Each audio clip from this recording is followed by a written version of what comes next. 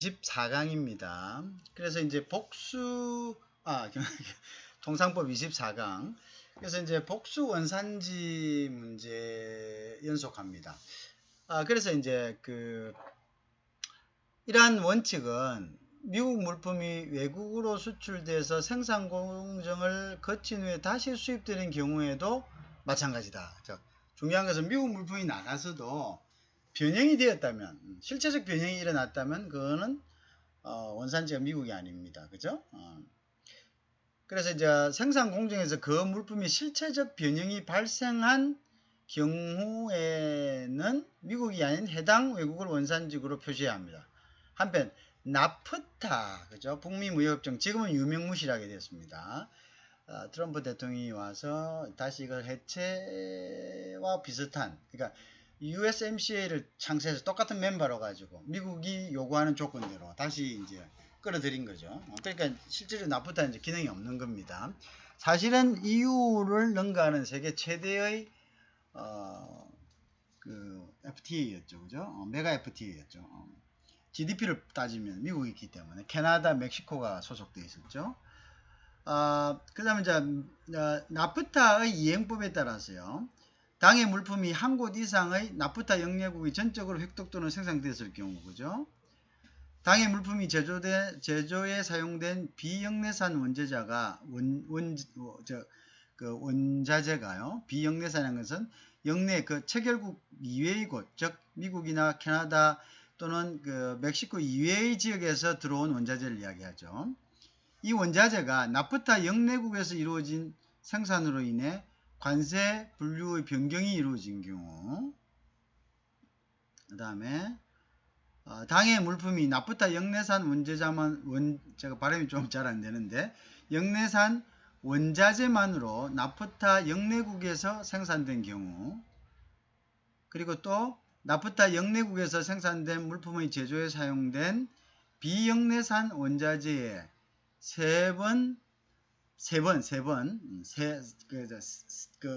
HTS 코드를 이야기합니다. 변경이 이루어지지 않았으나 당해 물품의 부가가치 비율이 일정한 수준에 이른 경우에는 당해 물품의 원산지가 나프타의 영내산으로 인정되고 나프타 협정에 의한 특별 관세 등의 대상이 된다라고 규정하고 있습니다.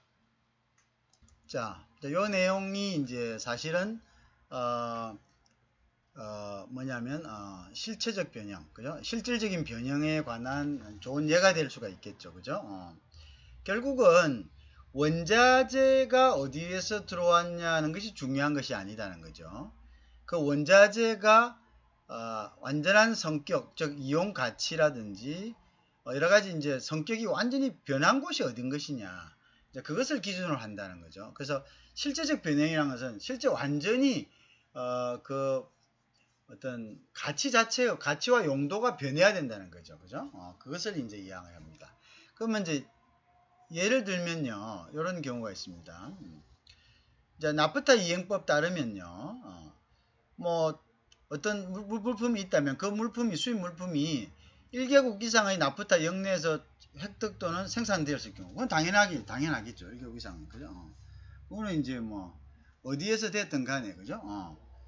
그 다음에 이제 당해 물품이 1개국 이상의 나프타 전적으로 또는 획득되었을 경우, 제조된 비영내산, 즉 영내, 즉 체결국에서 생산되지 아니했다 하더라도, 그죠? 아니했다 하더라도, 어떻게 된다? 아니했다 하더라도 이것이, 영내국에서 영내국 생산하면서 완전히 성격이 바뀌어가지고, 과세 번호가 바뀐 경우, 그런 경우에 이제 상품이 완전, 과세 분류 변경이 이루어졌다는 것은 상품이 완전히 변경됐다는 경우죠. 그죠? 그거는 당연히 이제 주된 실체적 변형이 있었다고 봐야 되는 거죠. 그 다음에 이제 당해 물품이 나프타 영내산 원자재만으로 나프타 영내국에서 생산된 경우는 당연한 거겠죠. 그죠? 당연한 거겠죠. 이거는 당연히 이제, 원산지 표시를 그걸로 하면 되는 거죠. 그 다음에 이제 나프타 영내국에서 생산된 물건 제조에 사용된 비록 이 비영내산 원자재의 세번 변경이 이루어지지 않았다.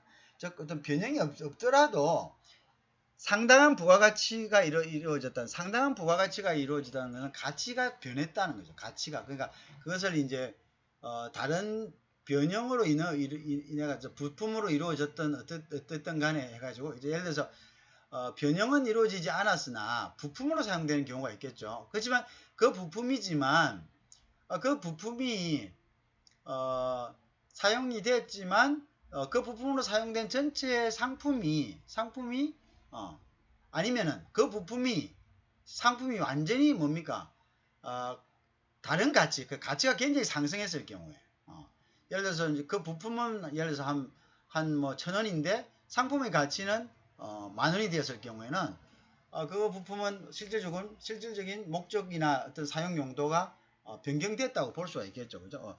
어떤 지역에서 평범하게 사용되는 부품이라도 단지 어떤 지역에서 그것이 가치 있게 어떤 부품으로 사용된다면은 그것은 사실은 뭐라면 원산지가 바뀌었다고 볼 수 있다는 거죠. 맞죠?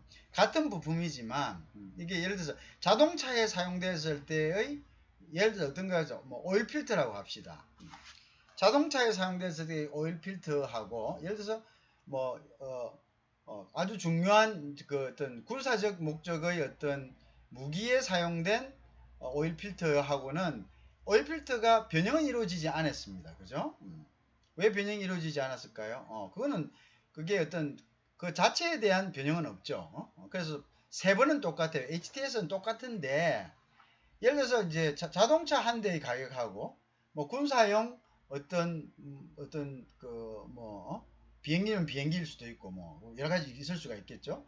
이것의 가치는 엄청난 부가가치가 달라졌죠. 이럴 때는 이거를 갖다가 원산지를 예를 들어서 비록 뭐 다른 나라에서 아주 싼 값으로 가져왔지만 부가가치가 틀려졌다는 거죠. 이럴 때는 어떻게 됐다고? 이럴 때는 이것을 원산지를 부가가치가 향상된 그러한 이제 제조국에서 뭐 조립국이든 그게 어디든 간에 제조국을 원산지로 한다 이런 이야기입니다. 아시겠죠?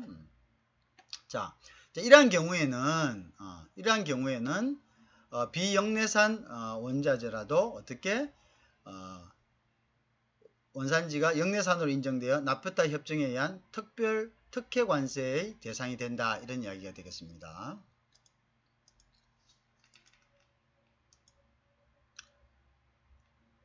자, 그러면 이제 원산지 표시에 관한 규정 중에 부적합한 원산지 표시에 대한 제재는 어떤 것이 있는가를 한번 봅니다. 자, 수입 당시 적법하게 표시되지 않은 물품에 대해서는 세관의 감독하에 under custom supervision, 그죠? supervision, 그 다음에 감독하다 이런 뜻이죠. 자, under custom supervision, 자, 세관의 감독하에 재수출 또는 폐기되거나 재수출은 리턴한다는 이야기입니다.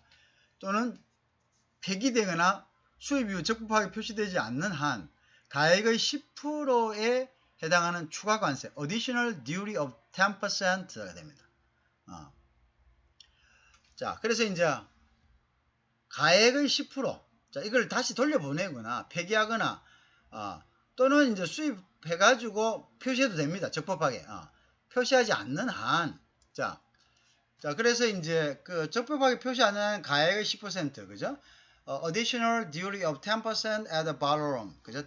10% of at the barrel 됐다. 수입자는 또한 세관 공무원 및 고용원이 재수출, 다시 리턴하는 것, 또는 폐기 또는 표시를 감독하는 과정에서 발생한 비용을 변상해야 된다. 자, 법 19.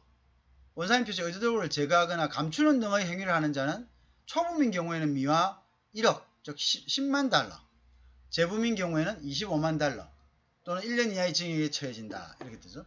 또는 이걸 병과할 수 있다. 적법한 표시가 없는 상품이 이미 일반 대중을 상대로 판매된 경우 세관의 수입업자에 해당 가액의 10%에 해당하는 추가 관세 additional duty를 부과할 수 있다. 이렇게 되어 있습니다. 자, 그 다음 볼게요.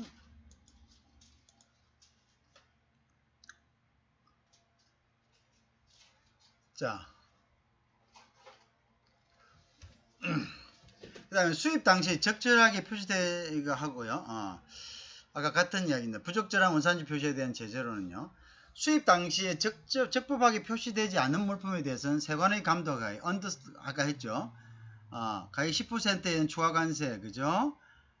수입자는 또한 비용 부상한다, 그죠? 그 다음에 이제 여기에 가액 10%는 추가 관세 한다. 요거 부분 했죠.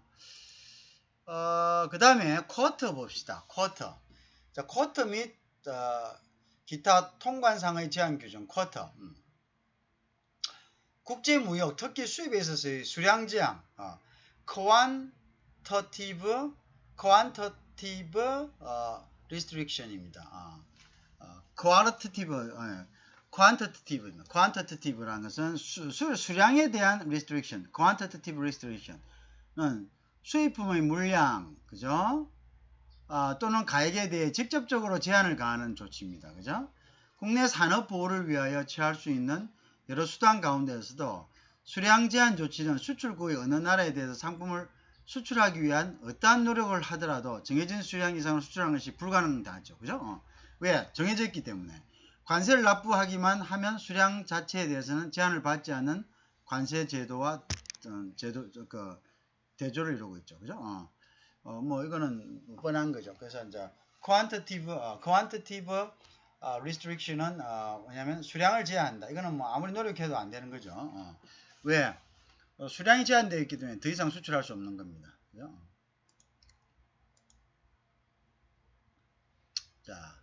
자, 쿼터는 이제 수입에 있어서 수량 제한 조치는 일반 쿼터, 글로벌 쿼터, 쌍무 쿼터, 바이래터럴 쿼터. 바이래터럴이라는 것은 쌍방이라는 뜻입니다. 쌍방이. 그죠? 그 다음에 수입 허가제죠. 그죠?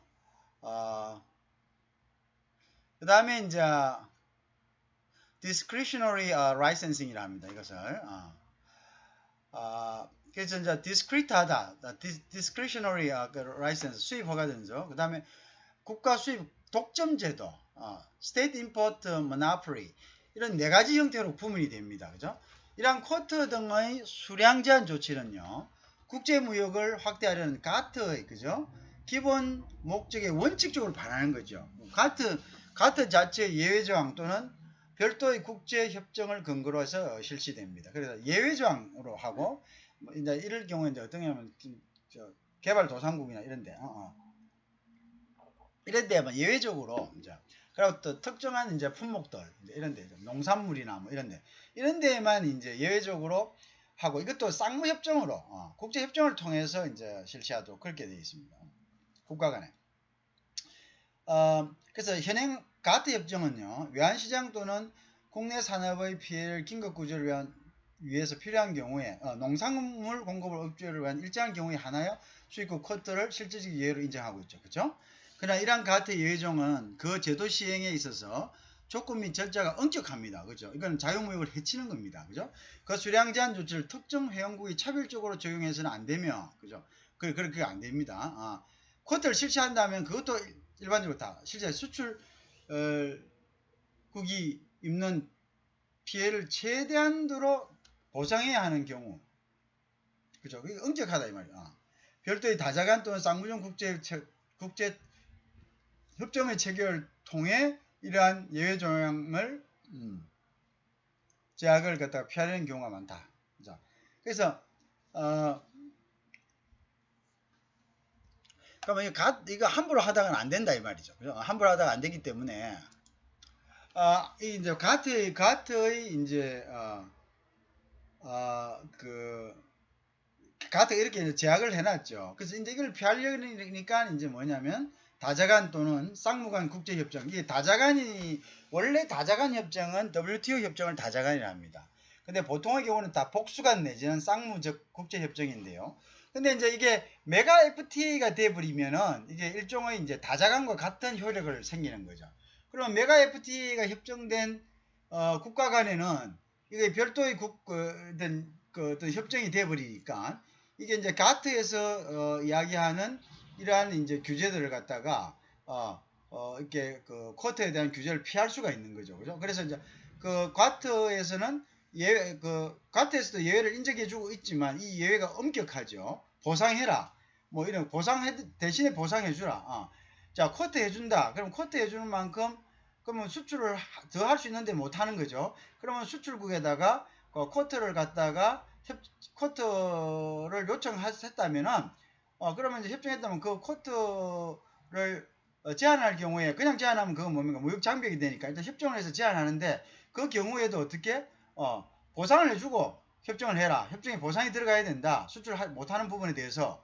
자, 이제 이러니까 이것마저 피하려고 이제 메가 FTA나 FTA를 체결해서 정식적으로 이제 협정을 체결하면서 이러한 규정들을 피해버린다. 그러니까 그죠? 피해버린다. 예외 규정에 대한 예외 규정에 적용되는 엄격한 기준을 갖다가 피해버리는 거죠. 그래서 뭐 보상도 없이 그냥 쿼터 협정만으로 쌍방간 어떻게 수입을 갖다가 수출을 갖다가 제한해버리고 또 수입을 제한해버리는 이런 이제 편법식으로 나간다 이거죠. 그래서 그러니까 지금 이제 FTA가 굉장히 활성화되고 있고 이제 WTO 체제가 거의 이제 유명무실해지는 이제 각국의 이해관계 때문에 그 WTO의 자유무역 협정의 기본 근간을 갖다가 지키지 못하는 나라들 또는 이제 보호무역주의로 지금 선회하는 나라들은 지금 사실은 WTO의 체제 안에 있을 그런 이제 충분한 그 이유가 없죠. 그죠? 그래서 이제 각자 헤쳐모여 식으로 이제 일종의 이제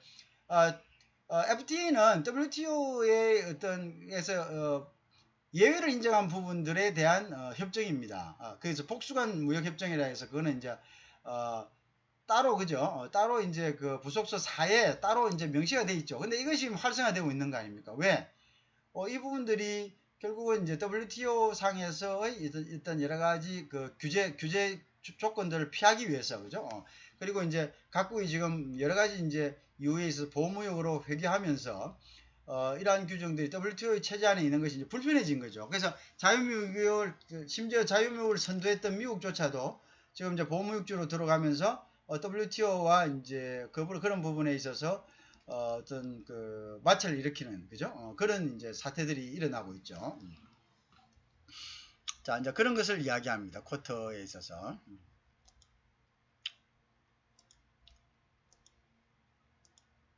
자, 그래서 일반적으로 일반 쿼터는 모든 국가에 일괄적으로 적용되는 쿼터를 이야기합니다. 이러한 일반 쿼터는 아무런 기준 없이 선착순 원칙. 그러니까 이제 first come, first served basis. 자, first come, first served basis는 먼저 온 사람 먼저 가져가는 거죠. 선착순으로 선착한. 자, 이 원칙에 따라 할당되기도 하지만 일반적으로 수입 회사의 거전 실적을 근거로 주어지는 경우보다 더 많습니다. 쿼터를 할당받은 수입업자는 저렴한 세계시장 가격으로 소비자에게 상품을 제공한 의무가 없다 이 말이죠. 자, 우리가 무역의 이점은 뭡니까? 자, 국제 가격이 국내 가격화 된다. 국제 가격은 어떻게 됩니까? 국제 가격 수입이 된다, 수출이 된다는 것은 국제 가격이 특정 나라의 국내 가격보다 더 낮다는 이야기입니다. 낮기 때문에 경쟁 있게 들어오는 거죠. 그죠? 물론 사치품을 제외하고요. 그렇죠. 그런 거죠. 그리고 자, 그래서 이제 그래서 쿼터를 할당받은 수입업자는 왜? 쿼터를 받았기 때문에 오히려 뭡니까? 제품이 귀해지는 거죠. 귀해지니까 이걸 갖다가 우리가 수요 공급에 의해 가지고 공급 단가를 낮추면 수요가 증가하게 돼 있잖아요. 경제학 원칙에 의해서. 근데 이건 이제 이렇게 할 필요가 없다는 거죠. 이러한 이제 그 수입국의 국민의 복리후생을 위해서 노력할 필요가 없다는 거죠. 그죠? 그냥 정말 의무가 없으므로 독점적 이윤을 이렇게 독점권이 되는 거죠. 수입업자가 독점권이 되는 거죠.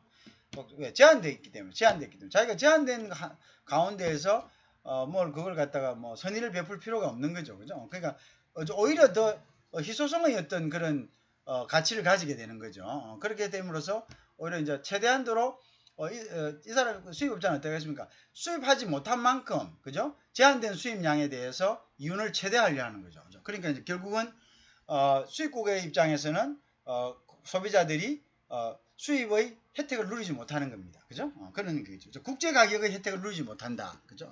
그래서 이제 자, 그 다음에 이제 독점적 이유를 얻을 수 있게 되는 거죠.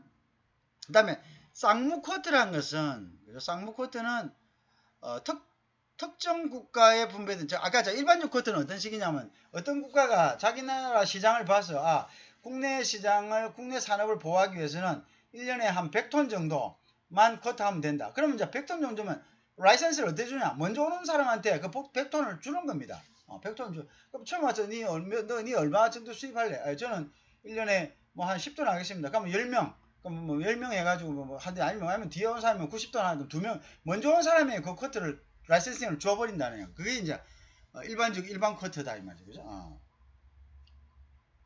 기준이 없습니다. 이거는 그냥 먼저 오는 사람에게 그 쿼터를 할당합니다. 그죠? 그다음 쌍무 쿼터는요. 특정 국가에게 이제 분배되는 쿼터를 말합니다. 자, 일반 쿼터도 원산지국에 따라 차별을 하기 위해서 시행될 수 있죠. 그죠? 자, 원산지국에 따른 차별 행위가 바로 쌍무 쿼터 본질이다. 원산지국에 따라 가지고 저 나라는 좀 못 사니까 뭐 우리나라에 저 물건 들어와도 우리나라 국내 업자들이 경쟁할 수 있어. 그런 데는 그냥 쿼터 안 줄 수도 있어요. 근데 특정한 거 미국이나 뭐 선진국가는 저 나라는 우리나라 굉장히 데미지 받아. 그러면 그건 쿼터 주겠죠. 그죠? 나라에 따라서 틀리게 적용한다. 이걸 갖다가 우리가 쌍무 쿼터다. 차별적 discrimination 한다. discrete 한다. 이걸 우리가 이제 쌍무 쿼터다 이렇게 합니다. 그죠? 쌍무 쿼터다. 그냥 그걸 이제 구별할 수 있는 것은 country of origin을 이제 보는 거죠. 그 나라에서 얼마만큼 들어왔느냐.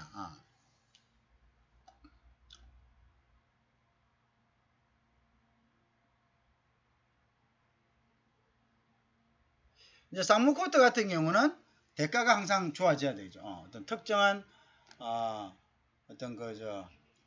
특정한 국가를 대상으로 해서 그 국가의 활당량을 제한하는 거기 때문에 그 국가는 뭔가 차별을 받는 거죠. 차별을 받으면 거기 차별에 대한 대가를 갖다가 반드시 지불해야 되는 거죠.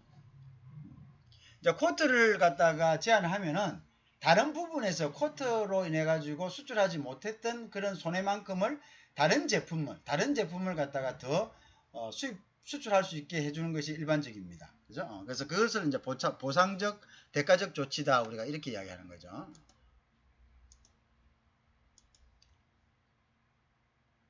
자, 쿼터에서 허가제도죠. 허가제는 일반 쿼터나 쌍무 쿼터 관리에서 하나의 요소입니다. 자, 수입 허가제도가요. 국내 가격에 또한 영향을 미치는 것은 명백하지는 않으나 당연히 미치겠죠. 자, 쿼터 제도가 국내 가격에 미치는 부정적 효과를 완화시키는 가격 안정 장치로서 사용될 수 있다.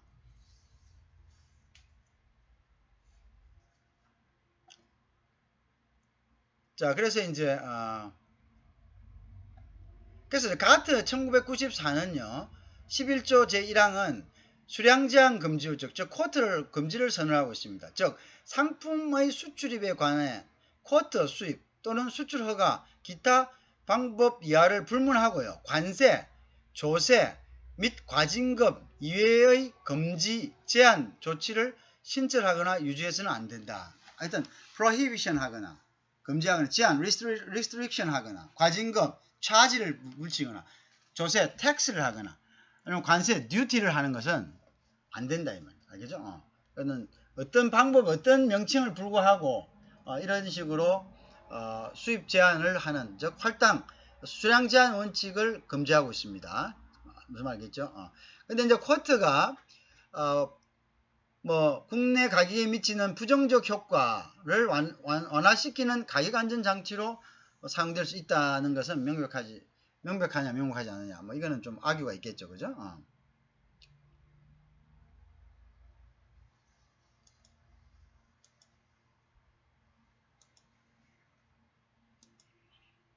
자, 일단 23장